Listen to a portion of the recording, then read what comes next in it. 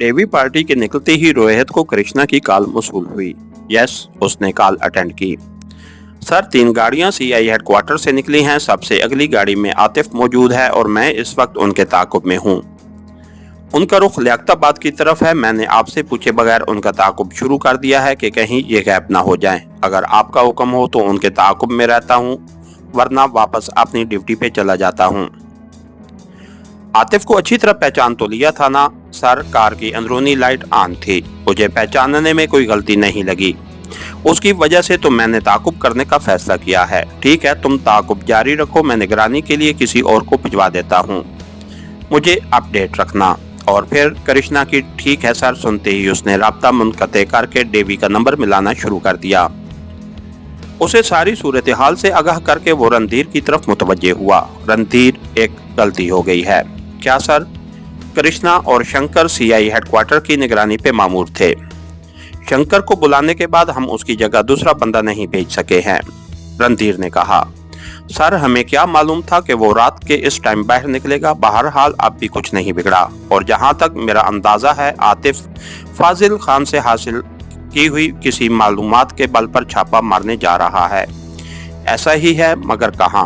उनका रुख लियाकताबाद की तरफ है और ब्लैक लिक्विड का ठिकाना भी लियाकताबाद में ही है कहीं नहीं। रोहित ने इनकार में सर हिलाया। फाजिल खान उनके ठिकाने से नावाकिफ है। सर, ये भी तो हो सकता है कि वो फाजिल को किसी दूसरे ठिकाने पे मुंतकिल कर रहे हों, शंकर ने लुकमा दिया। मुमकिन है। बहरहाल ये बात की बातें हैं। फिलहाल चलते हैं, सीआई हेडक्वार्टर की खबर ले लें। आज महाराज पाशा की मौत का बदला भी लेना है। रोहित जाने के इरादे से उठ खड़ा हुआ। रणधीर और शंकर ने भी उसकी तकलीद की थी। सर, वैसे आतिफ तो किसी दूसरी जगह पहुंचा हुआ है और हमारा असल मकसद उसे अगवा करना है, तो ऐसी सूरत में सीआई हेडक्वार्टर पे हल्ला बोलना मुनासिब रहेगा। मेरा ख्याल है आतिफ पार्टी जल्द लौट आएंगे और बिलफर्ज वो नहीं लौटते तब भी सीआई हेडक्वार्टर पे हल्ला बोलना ब्लैक लिक्विड का मकसद पूरा करने के लिए है। और ब्लैक लिक्विड कोई आम तंजीम नहीं है। उनकी हमदर्दियां हासिल करके हम बहुत से फायदे उठा सकते हैं। मैं आपसे इत्तफाक करता हूं सर, रणधीर ने उसकी हाँ में हाँ मिलाई। मेरा मकसद ये था कि अगर सीआई के हेडक्वार्टर को तबाह करके उस जगह पे भी हमला किया जाए जहां आतिफ इस वक्त मौजूद है, तो शायद हम उन्हें नाकाबिले तलाफी नुकसान पहुंचाने में कामयाब हो जाएं। रोहित ने कहा, हेडक्वार्टर की तबाही की रिपोर्ट उसे फिलफौर मिल जाएगी और वो वापस लौटने की करेगा। उस वक्त उससे निपट लेंगे। कृष्णा यूं भी उनके ताक़ुब में है और ये भी हो सकता है हमें रोड के ऊपर ही उन पर हमला करना पड़े। बहरहाल ये बात का मसला है। दौरान गुफ्तगू वो होटल की पार्किंग में पहुंच गए थे। शंकर मुस्तफसर हुआ। सर, मैं अपनी बाइक ले लूं या आपके साथ ही बैठ जाऊं? जरूरत पड़ सकती है, रोहित ने जवाब दिया और शंकर सर हिलाता हुआ अपनी बाइक की तरफ बढ़ गया। पार्किंग से बाहर आते ही रोहित ने रणधीर को रफ्तार बढ़ाने को कहा। वो डेवी पार्टी से पहले वहां पहुंचना चाहता था। आधे घंटे बाद रणधीर सीआई हेडक्वार्टर के सामने एक मुनासिब जगह पे कार पार्क कर चुका था। सर, मेरा ख्याल है वो अभी तक नहीं पहुंचे। ऐसा ही है, बहरहाल मैं पूछ लेता हूं वो किधर पहुंचे हैं। रोहित ने मोबाइल निकालकर डेवी को कॉल करने लगा। सर, मेरा ख्याल है वो अभी तक नहीं पहुंचे। ऐसा ही है, बहरहाल मैं पूछ लेता हूं वो किधर पहुंचे हैं। रोहित मोबाइल निकालकर वो डेवी को कॉल करने लगा और फिर जैसे ही उसे मालूम हुआ कि डेवी पार्टी सीआई के नरगे में आ गए हैं, उसने राब्ता मुनक़ते करने में देर न लगाई।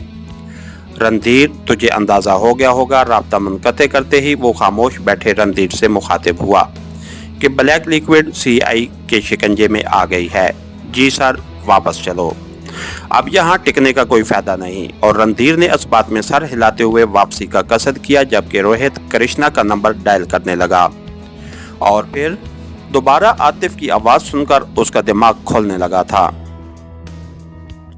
ब्लैक लिक्विड के मुकाबले में कृष्णा का पकड़ा जाना उसे ज्यादा गिरां लगा था। मोबाइल ऑफ करके उसने रोड के साथ गुजरने वाली गंदी नाली में उछाल दिया और रणधीर से मोबाइल लेकर उसने शंकर का नंबर डायल किया और उसकी जी सर सुनते ही बोला, शंकर, सीधे नंबर 3 में पहुंचो। वापस अपने कमरे में ना जाना। अपना कनेक्शन भी फिलफौर बदली कर लो, लेकिन उससे पहले कि तमाम को कनेक्शन बदली करने का बताकर नंबर 3 में पहुंचने का बता दूं। बिना कोई सवाल पूछे उसने ओके कहा और रोहित ने वो मोबाइल भी बंद करके नाली में उछाल दिया। सर, अगर कृष्णा उनके हाथ आ गया है तो मेरा ख्याल नहीं कि हमें नंबर 3 पे इकट्ठे होना चाहिए। वो उस ठिकाने को जानता है और हम वहां 10 मिनट से ज्यादा नहीं ठहरेंगे। तमाम के इकट्ठे होते ही वहां से नंबर 5 को कूच करेंगे, जिससे सिर्फ हम दोनों वाकिफ हैं। बाकी बातचीत नंबर 5 में ही होगी। और उसकी बात पे रणधीर सर हिलाकर रह गया। इसके साथ ही हमारी आज के एपिसोड का इख्तिताम हुआ। कहानीकार चैनल को लाइक कीजिए, सब्सक्राइब कीजिए और बेल आइकन को प्रेस कर दीजिए ताकि हर आने वाली नई वीडियो आप तक बर वक्त पहुंच सके। शुक्रिया।